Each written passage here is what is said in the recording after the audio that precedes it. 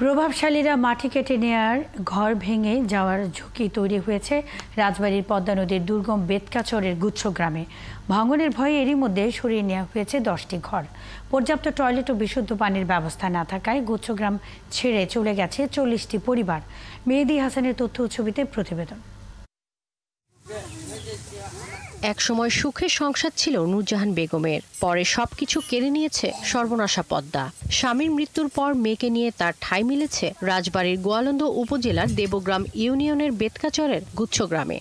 আমার ঘরটা হারিয়ে দেয়, ভালো করে দেয়, একটা পায়খানা ভালো করে দেয়। আমরা গরিব মানুষ পারিনি। তারই মতো আরো 80টি পরিবার পেয়েছেন সরকারি ঘর, কিন্তু গুচ্ছগ্রামের পাশ থেকে মাটি কেটে নিচ্ছে স্থানীয় প্রভাবশালীরা। এতে ধসে যাচ্ছে গুচ্ছগ্রামের মাটি। পুকুর কাটছে, লোক পাইটে রাস্তায় মাটি দিছে, তলের ভাঙিয়ে এই ঘরগুলো পানির মধ্যে পড়ে যেতেছে। আমাদের দেশে মানে সব অভাবী, একটা হাসপাতাল নাই, একটা স্কুল নাই।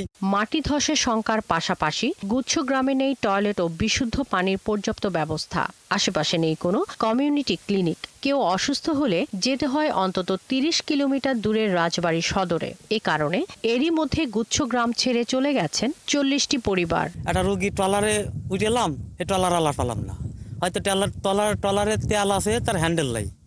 হ্যাঁ, আমরা ধরো মাছ পথে যাই, আমাদের রোগী আরা যায়। ভোট দিয়ে দিলে তারা আর এখানে আমাদের আর দেখতে শুনে আসে না, সুযোগ সুবিধা আমাদের দেয় না। অবশ্য গুচ্ছগ্রামবাসীদের দুর্দশা নিরসনে দ্রুতই উদ্যোগ নেওয়ার আশ্বাস দিয়েছেন উপজেলা নির্বাহী কর্মকর্তা। নিয়মিত স্বাস্থ্যসেবার ব্যবস্থা করার কথাও জানান তিনি। তাদের এই সুপেয় পানির ব্যবস্থা আমরা খুব দ্রুত করব এবং কয়েকটি ঘর আমাদের গত বন্যায় ক্ষতিগ্রস্ত হয়েছে, সেগুলো পুনর্মেরামতের বিষয়েও আমার জেলা প্রশাসক স্যারের সাথে কথা হয়েছে। আমরা দ্রুতই তাদেরকে আমরা ঘর খালি থাকার সাপেক্ষে পুনর্বাসনের ব্যবস্থা করেছি এবং যে ঘরগুলো ক্ষতিগ্রস্ত হয়েছে খুব দ্রুত মেরামত করে তাদেরকে থাকার ব্যবস্থা 2017-18 অর্থ বছরে বেতকাচরের গুচ্ছগ্রামে নির্মাণ করা হয় কংক্রিটের 80টি ঘর। কথা ছিল প্রতি পরিবারের জন্য একটি টিউবওয়েল বসানো হবে, তবে প্রকল্প অনুসারে টয়লেট ও টিউবওয়েল হয়নি। শাকিলা শম্পা, 71।